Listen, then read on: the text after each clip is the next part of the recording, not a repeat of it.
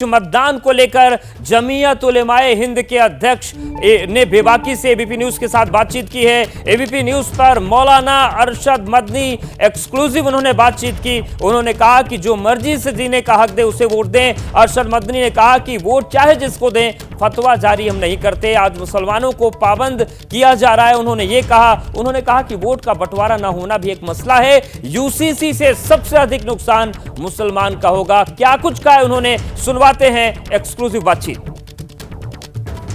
मैं इस समय दारुल उलूम देवबंद में हूं और मेरे साथ में जमीयत उलेमाए हिंद के सदर मौलाना अरशद मदनी मौजूद हैं। उनसे बात करते हैं। मौलाना साहब, आपसे मेरा पहला सवाल ये कि पहला चरण चल रहा है, इंतखाबात इस समय चल रहे हैं, आपकी अपनी अपील क्या है? मैंने तो ये बात कही है कि मुल्क के अंदर अक़लियत और हर अक्सरियत और अक़लियत के लिए जीने में बुनियादी चीज़ है कि मुल्क सेकुलर मुल्क हो।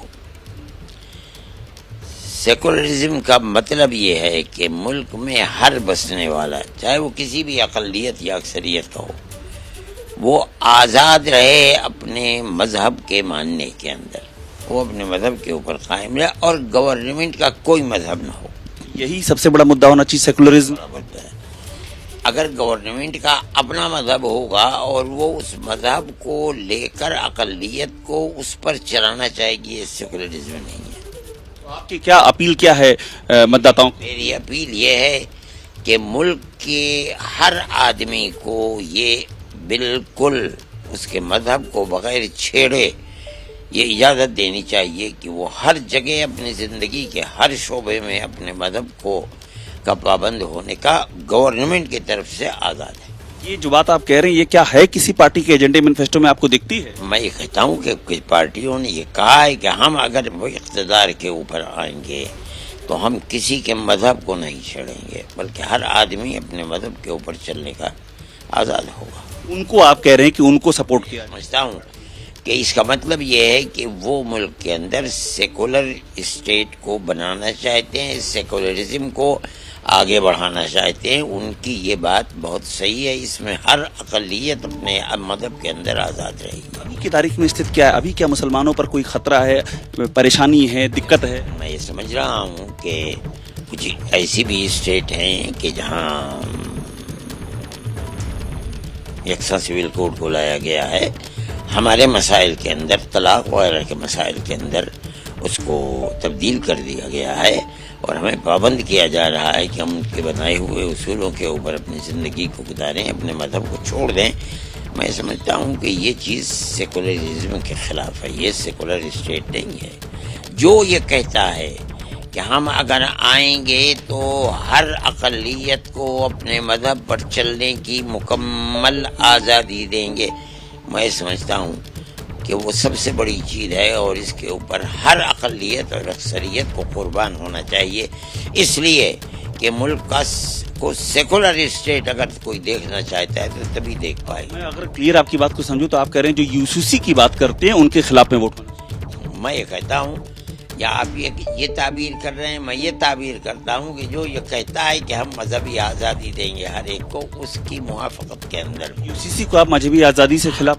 जो भी पाबंदी लगाता है किसी के मजहब के ऊपर, हम उसको मुल्क के लिए गैर मुफीद समझते हैं। ये समझते हैं कि ऐसा कहने वाला मुल्क के सेकुलर स्टेट को आग लगा रहा, किरदार को आग लगा रहा। वोटों का बंटवारा, डिवीज़न अक़लियतों का ना होने पाए, कि ये भी एक है एक मसला?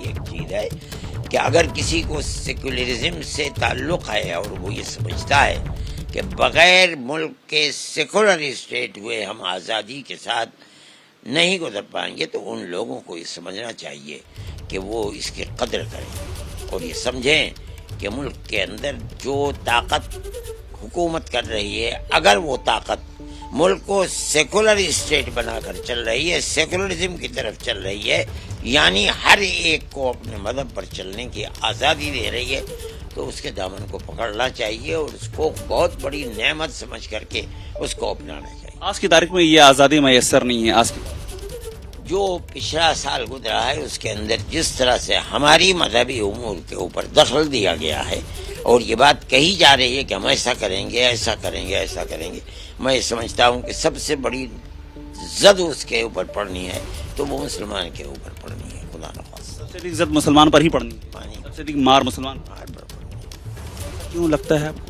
اس لیے کہ سیکولر اسٹیٹ نہیں رکھنا چاہتے ہیں وہ اس کو، اگر وہ آزادی دیتے ہیں ہمیں اپنے ہمارے مذہب کے اوپر چلنے کی، تو وہ مذہب کے اندر قدغن اور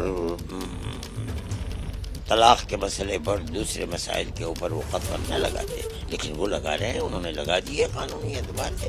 کیوں لگائے بھائی؟ ہم تو 1400 سال سے اسی دھرم اور اسی اصول کے ساتھ چل، کوئی تو ملک کے اندر پریشانی نہیں ہے۔ یہ 3 طلاق اور UCC یہ 2 بڑے مسئلے ہیں۔ یہ بھی مسئلہ ہے، یہ بھی مسئلے ہیں، اور بھی جو چیزیں چل رہی ہیں، اور وہ جس طرح لے کر چلنا چاہتے ہیں اقلیتوں کو، میں نہیں سمجھتا ہوں کہ وہ طریقہ اقلیتوں کے لیے مفید، بلکہ سب سے زیادہ مضر اور نقصان دینے والا مسلمان کو ہے۔ آخری میں سوال یہ، کیا مرکزی حکومت میں آپ کو کوئی بدلاؤ آپ کو دکھ رہا ہے آنے والے وقت میں؟ یہ تو آنے والے وقت کی بات ہے، ابھی تو کچھ نہیں ہوتا ہے، یہ تو الیکشن ہو جائے، الیکشن کے نتائج سامنے آ جائے تو اس کے بعد دیکھا جا سکتا ہے کہ آپ کی کیا اچھا ہے بدلاؤ؟ میں نہیں سمجھتا ہوں، میں نے تو جو بات کہنی تھی وہ کہہ دی، اب آپ اس کو جو بھی چاہے بہرائے پہنا دیں۔ کوئی اپیل آپ کی آخر میں، کوئی اپیل آپ کرنا چاہیں گے؟ میں یہ کہتا ہوں، اکثریت ہو یا اقلیت ہو، اس سے قطع نظر کہ وہ کس کو ووٹ دینا چاہتا ہے اور اس کے دل میں کس کے لیے جگہ ہے، سیکولرزم کے اندر ووٹ کی بہت بڑی قیمت ہے، اپنے ووٹ کے حق کا استعمال کرنا ہی چاہیے۔ کہیں کوئی کسی طرح کا کوئی فتویٰ فرمان نہیں ہے کہ ان کو دیجیے ان کو نہ دیجیے؟ نہیں، ہمارا فتویٰ دینا کام نہیں ہے، ہم تو یہ کہتے ہیں چاہے جس کو دیجیے، مگر اپنے ووٹ کا صحیح طریقے پر ایمانداری کے ساتھ استعمال۔ اور آپ نے سیکولرزم والی بات کہی، جو سب کو اقلیتوں کو حق دے وہاں وہ یقیناً میں سمجھتا ہوں کہ سب سے زیادہ حقدار ہے۔ بہت شکریہ ہم سے بات کرنے کے لیے۔ ارشد مدنی صاحب ہیں، بہت ہی کلیئر کہہ رہے ہیں کہ جو سیکولرزم کی پابند ہو، جو مسلمانوں کو پابند نہ کرے اس کو ووٹ دیں، کلیئر کہہ رہے ہیں اس بات کو، اور سیکولرزم کو ہی سب سے بڑا اس مدعا بنا رہے ہیں اس پورے چناؤ کا۔ کیمرہ پروین کے ساتھ ابھیشیک اپادھیائے، ABP نیوز، دیوبند۔ جیسے ہی گھڑی کا کاٹا دوپہر 2:30 پہ آئے، ببیتا جی کا دل ساس بہو سازش کے لیے مچل جائے، اور یہ ہے ان کی بہو، پورے دن آفس کی ٹینشن ہو جائے گون جب یہ کریں اپنا فیوریٹ شو فری ٹائم پہ آن۔ ان کی طرح آپ بھی دیکھیں اپنا فیوریٹ شو اپنے ٹائم پر، اور ڈاؤن لوڈ کیجئے ABP لائیو ایپ اپنے اسمارٹ TV پر۔